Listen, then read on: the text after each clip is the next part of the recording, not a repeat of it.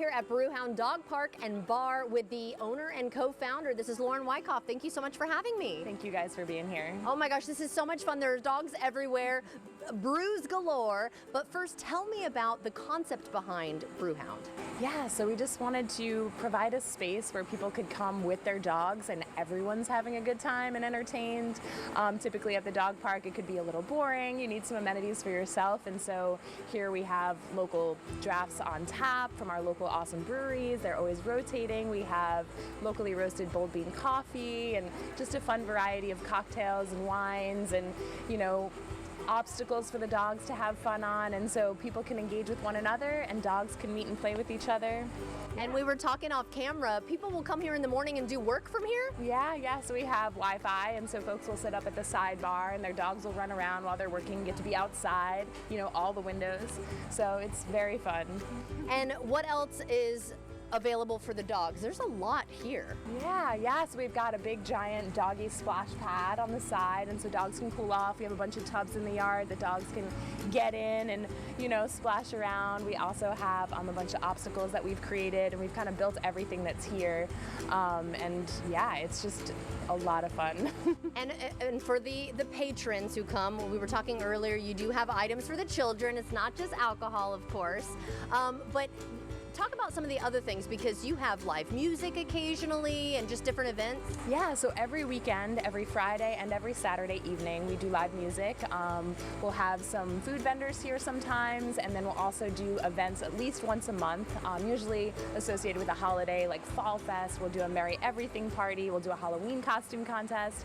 And incorporated in those events, we're always trying to raise money for a local nonprofit, typically a dog rescue. So everything we do here is for something bigger, and our employees are very engaged with everything we do. They're helping make crafts that we decorate the place with. We always have free kids crafts on the side, themed for whatever event it is. So we do movie nights on Thursdays, you know, throughout the year, just always wanting to bring people together and to commune with one another, and then also a place for everybody, for kids, for, you know, older folks, for young folks, just to, like, a healthy atmosphere to engage with one another in. And kids are always running over here, and it's a really fun time. And then let's talk about the requirements, the guidelines before someone brings their dog. So what do they need to know before they bring their dog? Yeah, so we do require all dogs to be vaccinated if you are playing in the off-leash area. So everybody's welcome to come hang out on the porch, get coffee, get beer, hang out in the events area. All of our events are free. However, if you're going to bring dogs into the off-leash area, which we have a separately fenced small breed area as well as a large breed, we do require vaccination records. So we require Bordetella, we require rabies vaccine, as well as distemper.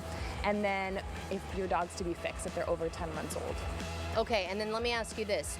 Is it on record when they come, or do they have to show the vaccine proof every time they come? Very good question. So we have a software program, and so if you come one time, we consider you a member. It doesn't have to be an annual member, a month member, which we also provide. You can come for the day. You can buy a day pass, come in the morning, come back that evening, and you'll be in the system once you bring your vaccination records. And we'll notify you as well if vaccinations are coming out of, you know, out of date. Just so, you know, it's not a lot of paperwork you're bringing each time. You're in the system. We got a picture of your dog. We got your name and info. So yeah. Well, tell everyone where you're located and how they can learn more information. Yeah, so follow us on Instagram. We've got TikTok. We've got Facebook. We post all of our events on Facebook as well as Instagram. If our stories, I mean, if you're just having a bad day, even if you never come here, you'll just watch dogs play, and that pure joy will provide you with some. So just check us out there, see what we've got going on. We post our weekly events as well. All right, well, thank you so much for having me. I think it's time to go venture out and play with some dogs. Oh, wow.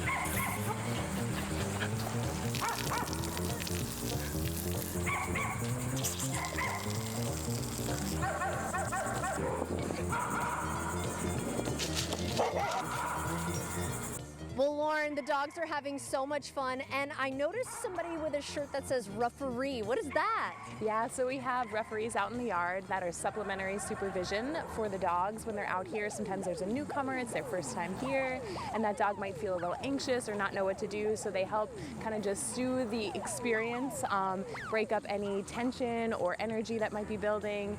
So they're just here to help with that safety precaution to help talk people through their experience here and what they might see and what, personalities might be coming out of the dogs that they're witnessing as they play. Well, thank you so much for having me. This was so much fun, and the beer was great too. Thank you so much for being here. It means a lot. And if you'd like to see this interview again, just head to our website, firstcoastliving.net.